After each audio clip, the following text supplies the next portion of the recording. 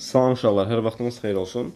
Bu gün 15 mart tarixində demin keçmiş olduğu buraxılış imtahanından Azərbaycan dili suallarının izahına baxacağıq və görək bu da 9 mart imtahanı kimi düşündürücü çətin suallarla tərtib olunub, yoxsa bu imtahan 9 mart imtahanından fərqlidir. Suallara baxıb birlikdə baxarıq. Dünənki yarışın qalibi Səlim nə isə söyləyərək otaqdan çıxdı.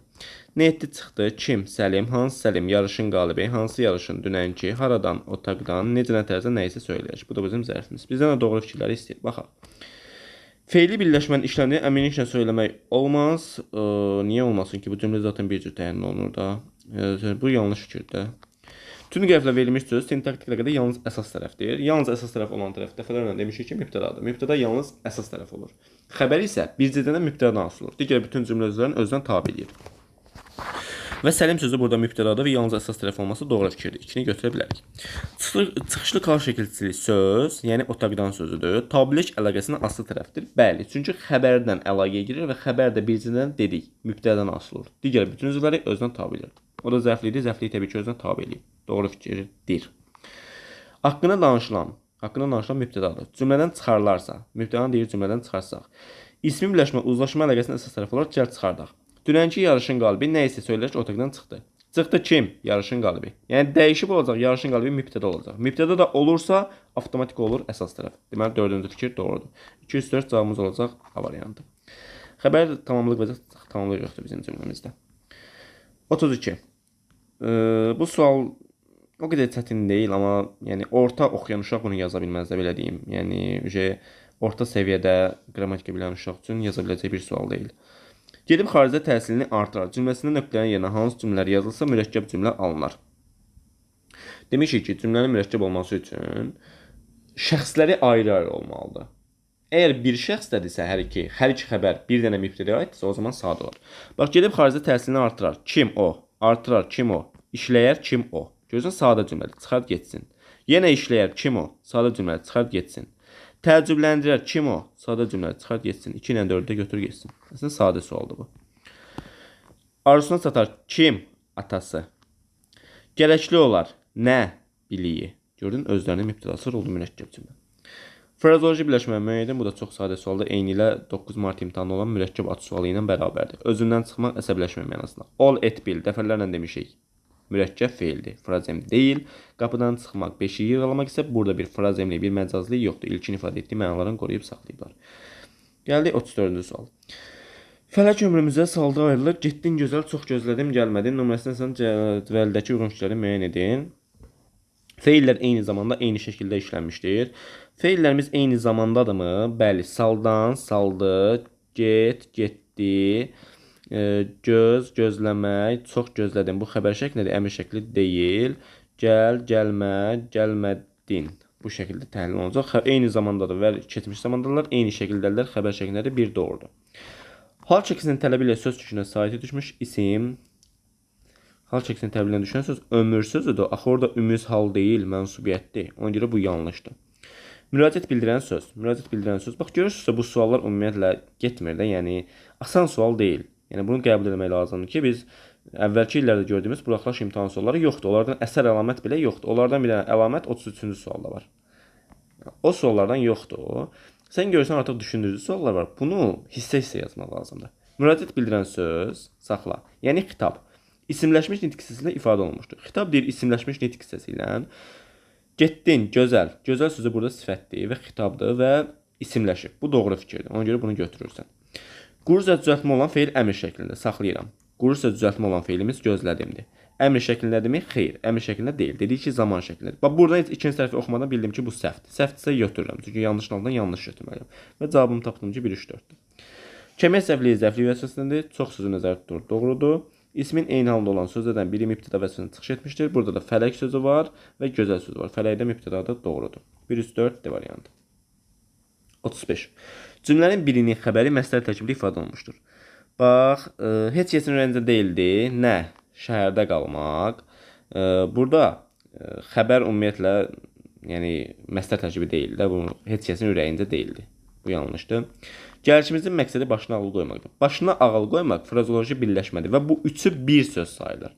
Bu tərkib yaratmır demişik. Bunun tərkib yaratması üçün dəfələrlə demişəm ki, bunun əvvəlində müstəqil mənlı söz olmalıdır ki, özünə tabe etsin, tərkib yaratsın. Yaratmadıq halda buna sən tərkib deyə bilməzsən. Məsdər işlənib, frazoloji birləşmə işlənib, amma tərkib deyə bilmədik. İndi Mədinənin bacısının həyatdakı ən böyük arzusu oxumaq idi. Oxumaq idi nə? Bacısının arzusu. Burada da məsdər işlənib. Görürsən tərkib yoxdur. Yəni əvvəlindəki sözünü tabe etmədi. Məbədə gəlmək niyyətləri dua etmək idi. İnşallah ki, dua etmək heç kim götürməyib. Çünki bunu deməkdən, yəni həqiqətən yorulmuşam. Ol et birləşmələri frazoloji birləşmə deyil, mürəkkəb feildir. Frazoloji birləşmə nə əlaqə? Yəni tərkib yaratmayıb. Bu ikisi bir sözdür. Mürəkkəb feildir və ikisi bir söz sayılır. Tərkib sayılmır. Burada məsdər deyə bilərsən, mürəkkəb feil deyə bilərsən, amma tərkib deyə bilməzsən. Aləmşah bəyimin yeganə çıxış yolu uşaqlarını buradan uzaqlaşdırmaq idi. Baxın, uşaqlarını buradan uzaqlaşdırmaq idi. Nə? Aləmşah bəyinin yeganə çıxış yolu.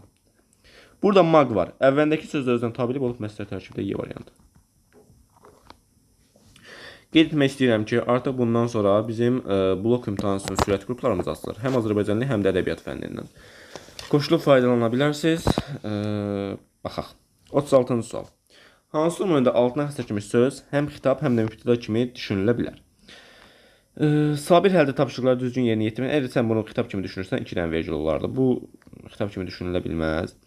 Dostum, Qabil səhərdən evdən çıxıb, amma geri qayıtmayıb. Dostum, yəni Qabil, bunu əlavə kimi düşünmək olar. Bir də mübtəda kimi düşünmək olar. Burada D olar da. Bax, axtarırdılar. Kim? Aqil, Səfər, Kərim. Bir düşünürsən həmcins mübtədalı, bir də deyirəm Aqil. Səfər və Kərim səni axtarırlar. Bir də xitab kimi düşünürsən. Cavabın D variantıdır. 37.